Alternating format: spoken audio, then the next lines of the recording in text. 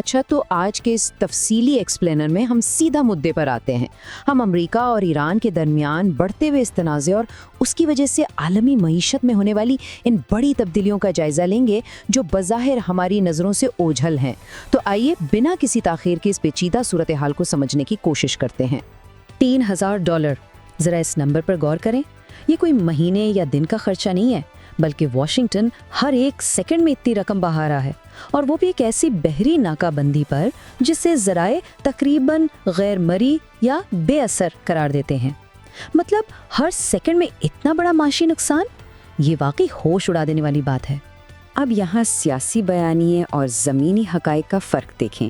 ایک طرف white house کا دعویٰ ہے کہ ایران کی فوج مکمل طور پر گھٹنوں پر آ چکی ہے، لیکن بہت اہم ہے، لیک ہونے والی CIA کی رپورٹ اس کے بالکل برعکس کہانی سنا رہی ہے۔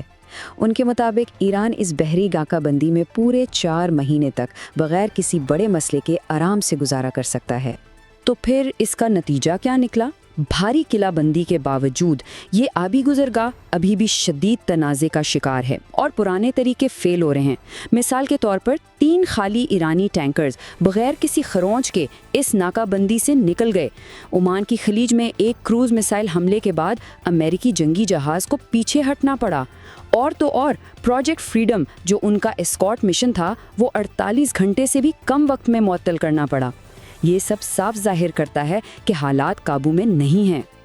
آگے بڑھتے ہیں اگلے حصے کی طرف، یعنی بحری اور ڈرون جنگ میں آنے والی اسٹریٹجک تبدیلی۔ چلیے دیکھتے ہیں کہ یہ نئے طریقے روایتی دفاعی نظام کے لیے کیسے ایک ڈراونا خواب بن گئے ہیں۔ اب بات صرف میزائلوں تک محدود نہیں رہی، ہم ایک بہت بڑی شفٹ دیکھ رہے ہیں۔ اب دھیان طیاروں کے شہر کہلانے والی ایک ایسی بہت بڑی مینوفیکچرنگ فیسلٹی پر ہے جو خالصتاً جدید طیاروں کی بڑے پیمانے پر پیداوار کے لیے بنائی گئی ہے۔ یہ کوئی معمولی بات نہیں ہے۔ کوسر جیٹ کو اگر ہم دھیان سے دیکھیں تو یہ کوئی پرانی اور ناکارہ ٹیکنالوجی نہیں ہے۔ ہاں، اس کا ماڈل 1960 کی دہائی کا ہے، پر اس کو 4th جنریشن ٹیکنالوجی کے ساتھ اپ گریڈ کیا گیا ہے۔ سب سے دلچسپ بات یہ ہے کہ یہ اتنی نیچی اڑان بھرتا ہے کہ عام ریڈار اسے پکڑ ہی نہیں پاتے۔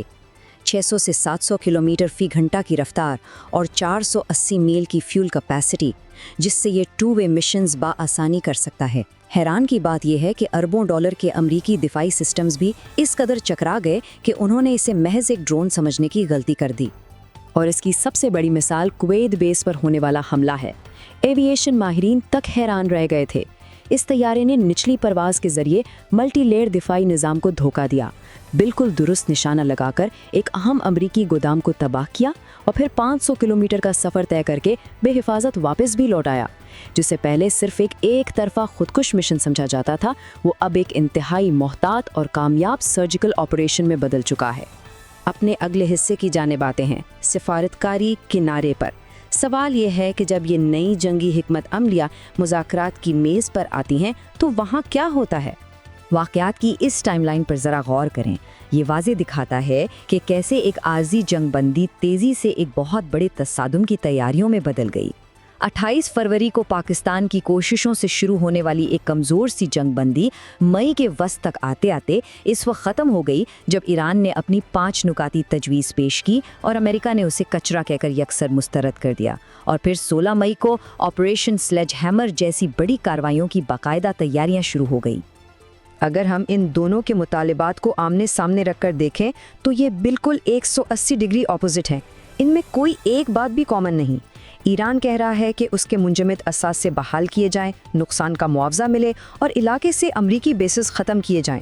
دوسری طرف امریکہ کا مطالبہ ہے کہ ایران اپنا نیوکلیئر پروگرام مکمل طور پر بند کرے اور بے پناہ رعایتیں دے۔ ایسے میں بات آگے بڑھنا تقریباً ناممکن لگتا ہے۔ اور پھر آتا ہے یہ نمبر 60%۔ دراصل یہ وہ ٹریگر پوائنٹ ہے جو رپورٹس کے مطابق ایران نے سیٹ کیا ہے۔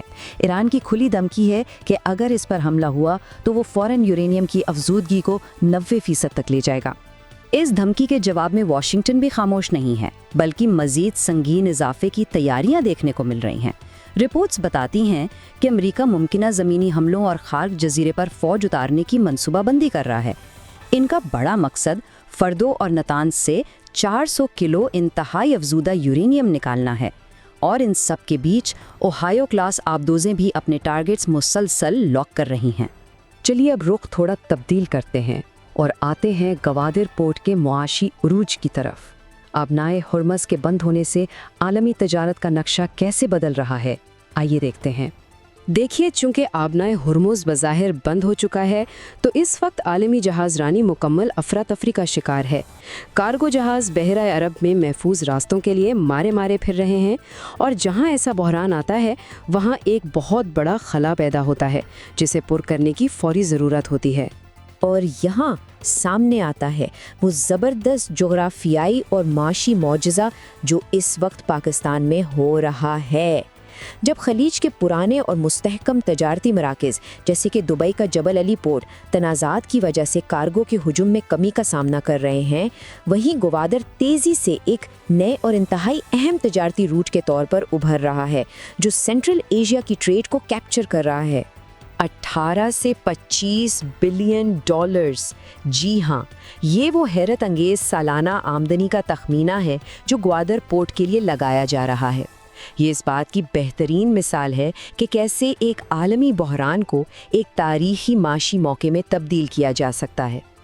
अब आते हैं एक ऐसे हिस्से पर जो शायद सबसे ज़्यादा दिलचस्प है, कॉरपोरेट मुनाफाखोर। इस सूरत हाल से सिर्फ बंदरगाहें ही फ़ायदा नहीं उठा रहीं, बल्कि पसे पर्दा गेम कुछ और ही है। जब पूरी दुनिया एक आलमी मसले का सामना कर रही हो और गैर यकीनी मार्केट आम लोगों को कुचल रही हो, तो सवाल ये पैदा होता है कि आखिर इन हालात में असल मुनाफा कौन कमा रहा है।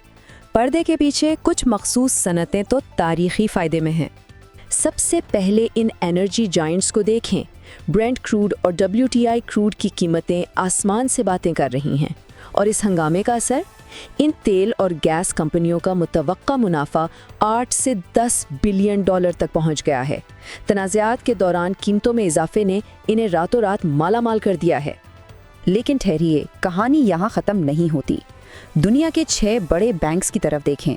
उन्होंने मार्केट के ज़बरदस्त उतार चढ़ाव का भरपूर फ़ायदा उठाया है और सिर्फ ट्रेडिंग की मद में 50 से 100 बिलियन डॉलर तक का मुनाफा समेट लिया है। मार्केट में होने वाला हर हंगामा उनके लिए लफ्जी तौर पर एक जैकपॉट साबित हो रहा है। और अगर हम दिफाई सनत की बात करें तो वहाँ तो अलग ही बूम आया हुआ है। अमेरिका के 15 साल के मिसाइलों के ज़ख़ीरे ख़त्म होने का मतलब है नए और बड़े कॉन्ट्रैक्ट्स। अमेरिकी दिफाई बजट 1000 बिलियन डॉलर से उछलकर सीधा 1500 बिलियन डॉलर हो गया है। जंगी जहाज़ों की मरम्मत, AI और F-35 की रिसर्च में मज़ीद अरबों डॉलर लगाए जा रहे हैं। यानी डिफेंस कॉन्ट्रैक्टर्स ने तो आने वाली 2 दहाइयों के लिए अपना माशी मुस्तकबिल मुकम्मल महफूज कर लिया है। और हाँ, अब ये महाज सिर्फ ज़मीनी या बहरी बॉर्डर्स तक महदूद नहीं रहा। हाल ही में ईरानी हैकर्स ने अमरीकी गैस स्टेशंस के सिस्टम्स में सेंध लगा दी। ये इस बात का इशारा है कि अब अमरीका के अपने अंदरूनी इंफ्रास्ट्रक्चर में कितनी बड़ी साइबर कमज़ोरियाँ मौजूद हैं। जंग का दायरा अब बदल रहा है। अब इन सब के आखिर में ज़रा इस नंबर पर गौर करें, 70 बिलियन डॉलर। एक तल्ख हकीकत ये है कि जहां कॉरपोरेशंस और दिफाई अदारे पैसा छाप रहे हैं, वहीं इस तनाज़े की वजह से अमरीकी मईशत को कम से कम 70 बिलियन डॉलर का नुकसान हो चुका है। मुल्की सतह पर गैस की कीमतों में 50% तक इजाफा हुआ है, जो $5 फी गैलन तक जा पहुंची हैं। महंगाई का ये सारा बोझ बराह रास्त आम आवाम उठा रही है। तो इन सब बातों को सामने रखते हुए एक बहुत बड़ा और फिक्रंगीज सवाल जहन में आता है। जब रवायती बहरी नाकाबंदियां नाकाम हो रही हैं, सिफारतकारी दम तोड़ रही है और पर्दे के पीछे प्रॉक्सी मुनाफाखोर अपनी जेबें भर रहे हैं, तो क्या इस नए मौशी आलमी निज़ाम में रिवायती फ़ौजी गलबा अपनी अहमियत खो रहा है? जैसे जैसे नई बंदरगाहें उभर रही हैं और पुरानी हिकमत अमलिया फेल हो रही हैं, आने वाले कल में आलमी ताकत के तवाज़ुन की तशरीह कैसे की जाएगी? इस एक्सप्लेनर में हमारे साथ जुड़ने का बहुत शुक्रिया। इस सवाल पर ज़रूर सोचिएगा।